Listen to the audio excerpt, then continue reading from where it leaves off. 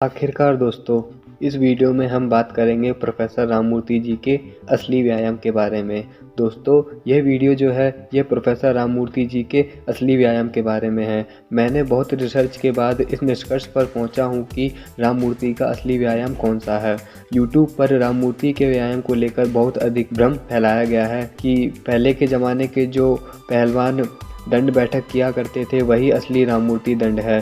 दोस्तों, वह असली राममूर्ति दंड नहीं है, वह एक अलग प्रकार की दंड है। लेकिन जो प्रोफेसर राममूर्ति जी जिस व्यायाम के द्वारा शक्तिशाली बने थे वह एक अलग प्रकार की दंड है। यूट्यूब पर जो राममूर्ति के दंड के बारे में बताया जा रहा है वह असली राममूर्ति दंड नहीं है। आप खुद सोचिए कि राममूर्ति दंड के नाम पर उसी गलत दंड को अनेक प्रकार के व्यक्ति कर रहे हैं, लेकिन फिर भी वह शक्तिशाली नहीं बने हैं। क्योंकि बात तो यह है कि वह असली राममूर्ति दंड है ही नहीं। यदि असली राममूर्ति दंड होती तो जो व्यक्ति उन दंडों को करते हैं, उन बैठकों को जो करते हैं, वह व्यक्ति शक्तिशाली भी तो बनने चाहिए थे। लेकिन कोई भी व्यक्ति राममूर्ति के समान शक्तिशाली बन भी नहीं पाया। राममूर्ति के समान शक्तिशाली बनने की तो छोड़िए, कोई थोड़ा सा भी शक्तिशाली नहीं बन पाया है। तो इसका निष्कर्ष तो यही निकल कर आता है कि जो आज के समय में जो यूट्यूब पर बताया जा रहा है कि यह राममूर्ति दंड असली है, बल्कि वह असली है ही नहीं। वह कोई और दंड है जिसको पहलवान लोग किया करते थे,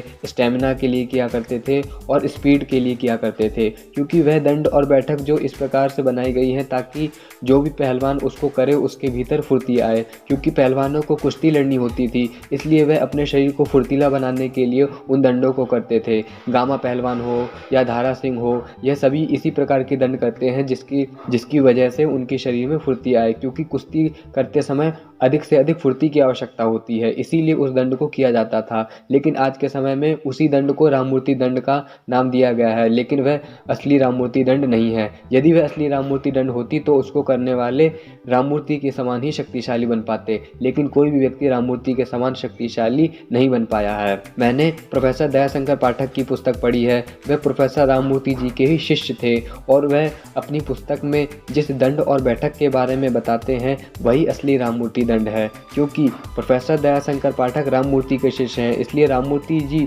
जो व्यायाम करते थे वही व्यायाम प्रोफेसर दयाशंकर पाठक भी करते थे।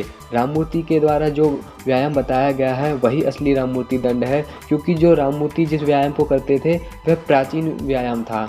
उस व्यायाम के द्वारा वास्तव में शक्तिशाली शरीर बनाया जाता था। क्योंकि वह व्यायाम ही ऐसा था जिसके द्वारा आप शक्तिशाली तो बनते ही हो, साथ में आपके ब्रह्मचर्य की भी रक्षा होती है। क्योंकि उस व्यायाम में आप देखते हो कि आपको कुंभक लगाना पड़ता है। उस व्यायाम में कुंभक लगाना सबसे अधिक महत्वपूर्ण है और इसके साथ साथ अपनी मांसपेशियों को भी सख्त रखना ज़रूरी है। हम ऐसा कह सकते हैं कि अपनी मांसपेशियों को अधिक से अधिक सख्त रखना पड़ता है। राममूर्ति जी जिस व्यायाम को करते थे उस व्यायाम में वह अपने शरीर को सख्त रखते थे और ऐसा ही प्रोफेसर दयाशंकर पाठक भी अपनी पुस्तक में बताते हैं। राममूर्ति जी के बल का राज यही राममूर्ति दंड और बैठक थी। इसके साथ साथ दंड बैठक में जो हम कुंभक लगाते हैं तो कुंभक के द्वारा हमारे शरीर के भीतर प्राण की शक्ति बढ़ती है और प्राण की शक्ति के द्वारा भी बल बढ़ता है। तो अतः हम कह सकते हैं कि राममूर्ति की जो असली दंड है उसमें प्राणायाम को जोड़ दिया गया है और प्राणायाम को जोड़ने की वजह से ही यह राममूर्ति दंड इतनी शक्तिशाली है कि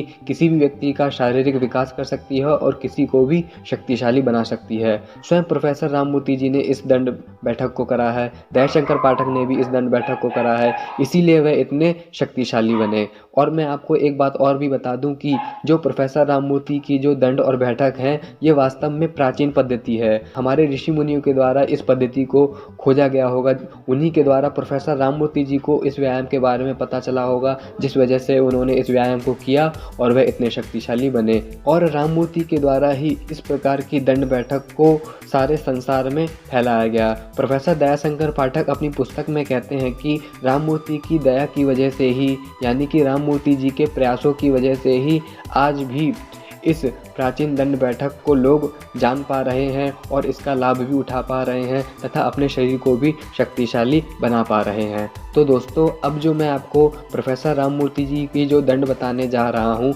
यही वास्तव में असली राममूर्ति दंड है और इसी व्यायाम को मैं भी करता हूँ और यही व्यायाम आपको भी करना चाहिए। दोस्तों, प्रोफेसर राममूर्ति के दंड को मैंने 3 स्टेप में बांटा है, क्योंकि यदि हम तीनों स्टेपों को मैं एक बार में ही बता दूंगा तो फिर यह वीडियो बहुत ही लंबी हो जाएगी। इसलिए मैं 3 स्टेप में इस राममूर्ति दंड को आपको बताऊंगा, जिस वजह से आप पूरी तरह से समझ पाएँ कि किस प्रकार का व्यायाम है, किस प्रकार से करना है, कहाँ पे कोई गलती ना हो जाए। इसलिए मैं इस व्यायाम के 3 पार्ट बनाऊंगा। पहले स्टेप में आपको क्या करना होता है कि सबसे पहले आप अपने शरीर में यानी कि नासिका द्वारा अपने छाती में वायु को ग्रहण कीजिए। जितना आप ग्रहण कर सके, 5 बार सांस लीजिए, 7 बार सांस लीजिए, 10 बार सांस लीजिए। जितनी आपकी क्षमता है उतनी अपने फेफड़ों में वायु को ग्रहण कर लीजिए।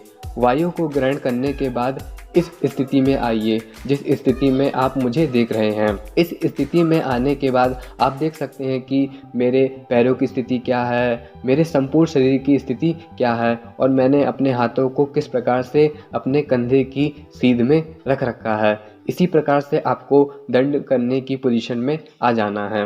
अब आपको एकदम धीरे धीरे यानी कि जितना हो सके उतना धीरे नीचे की तरफ जाइए।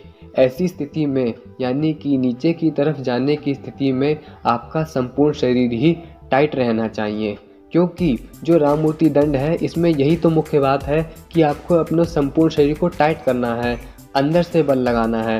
अंदर से बल लगाना ही तो इस दंड का मुख्य राज है कि आप जब अंदर से बल लगाते हो तो अंदर तक की मांसपेशियों पर प्रभाव पड़ता है।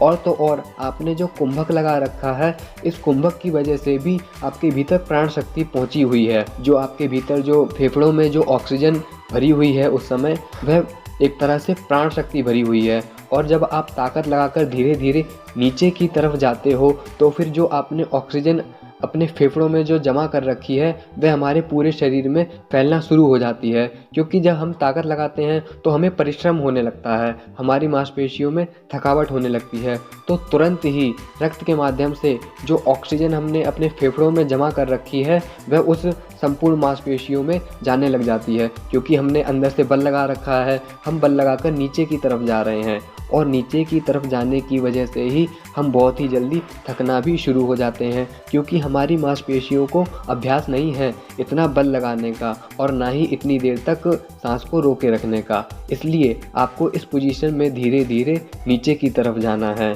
और बीच में यदि आपका सांस टूटता है तो फिर नासिका द्वारा धीरे से संपूर्ण सांस को बाहर छोड़ दें और फिर पुनः नई सांस ग्रहण कर ले। नासिका के द्वारा ही आपको नई सांस को ग्रहण करना है।